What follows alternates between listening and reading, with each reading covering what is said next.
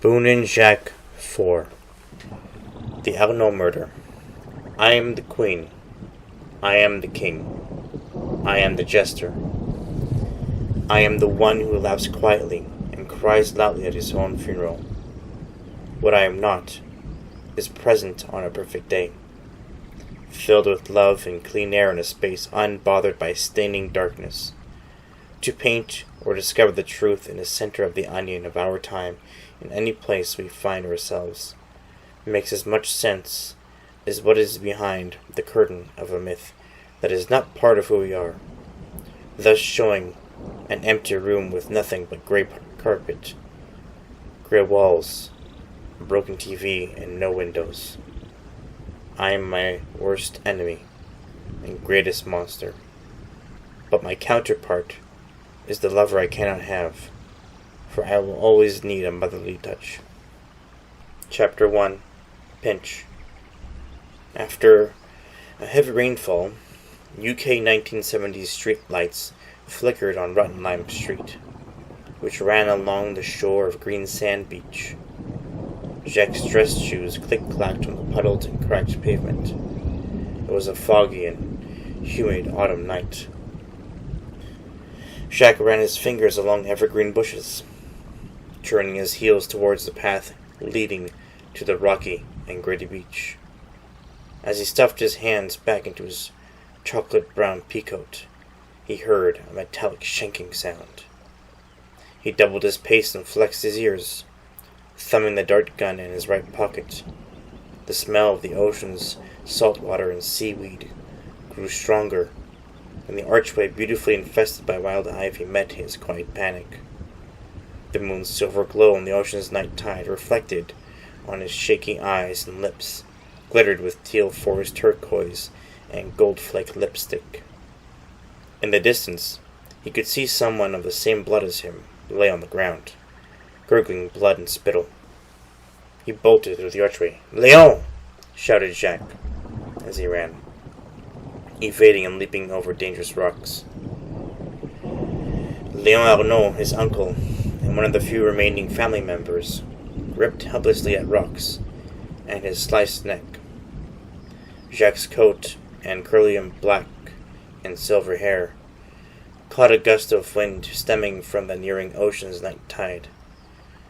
The freshly shaved sides of his head glimmered against the moon's shine as he knelt on Léon's side, carefully picking him up and moving him to a nearby gazebo.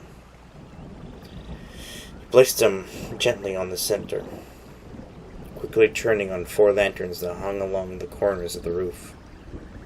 While his back was turned, Léon had quickly scribbled something on a torn piece of paper, stuffed a blue pen in his pocket, and kept the crumpled note in his hand, drawing in gasping breaths. Jacque took out a black handkerchief and pressed it against Léon's neck. "Who did this to you?"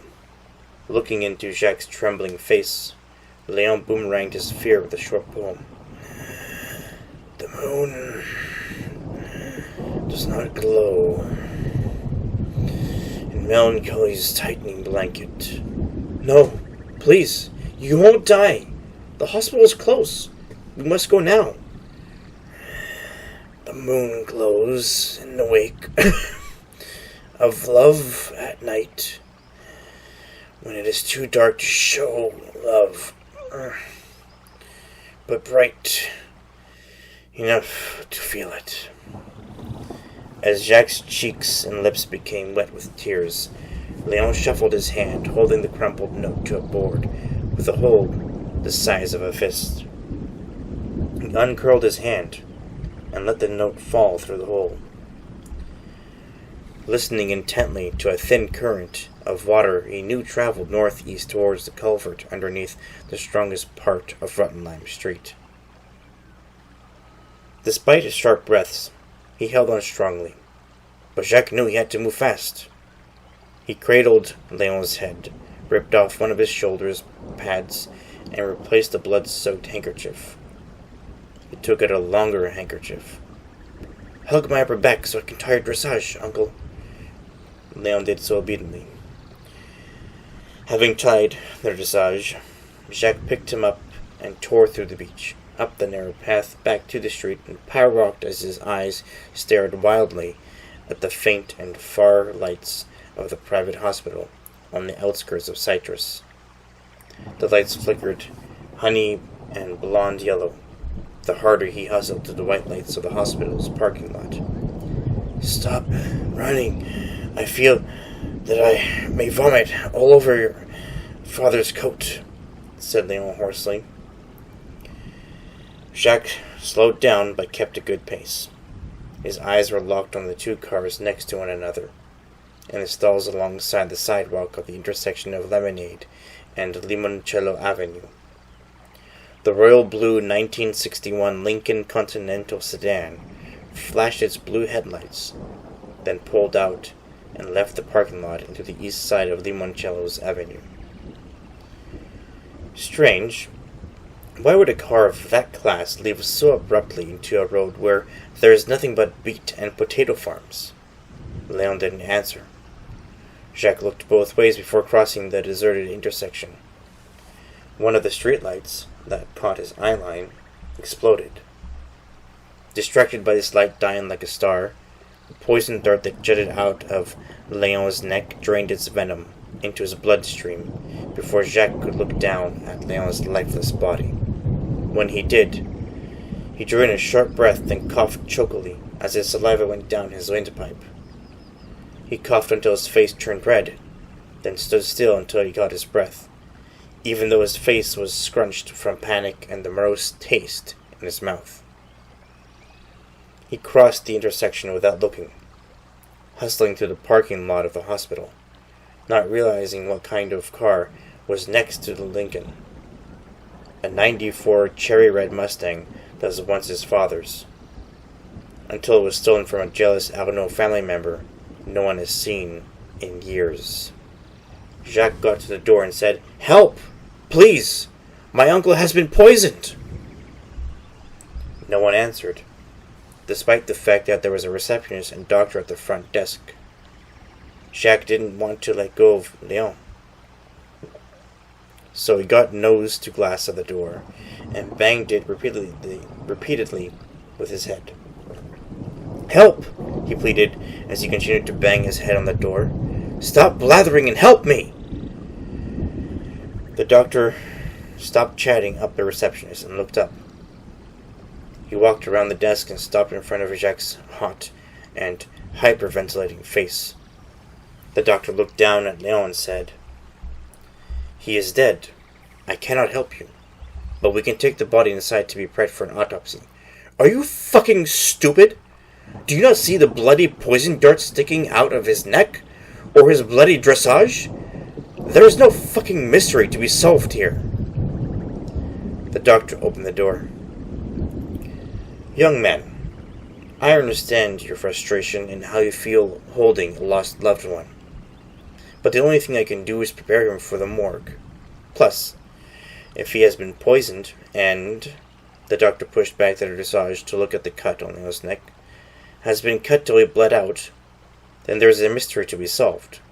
Not that I can help discover who did such a thing." Jacque stood motionless, still in shock of what was happening, why death followed him around.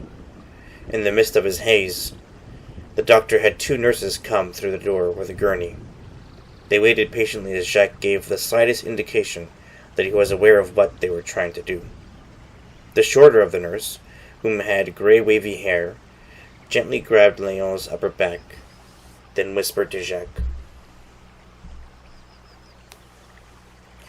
"Death of those we love, and know they love us even more than ourselves, is not what hurts.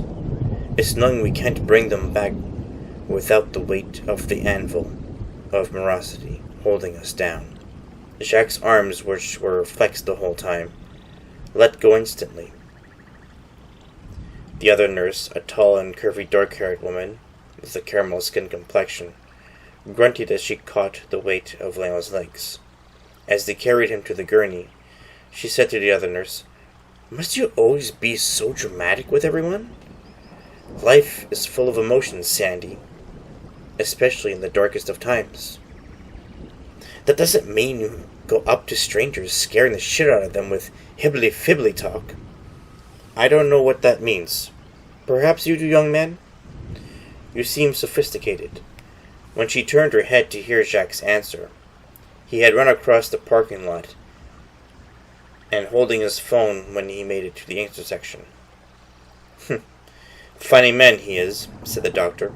Wouldn't you say, Miss Wallace? My name is Isabella, and you know that. I try to be professional with everyone. Can you two stop being better hens and help me get this man ready? Isabella pursed her lips, then said, Fine, Sandy.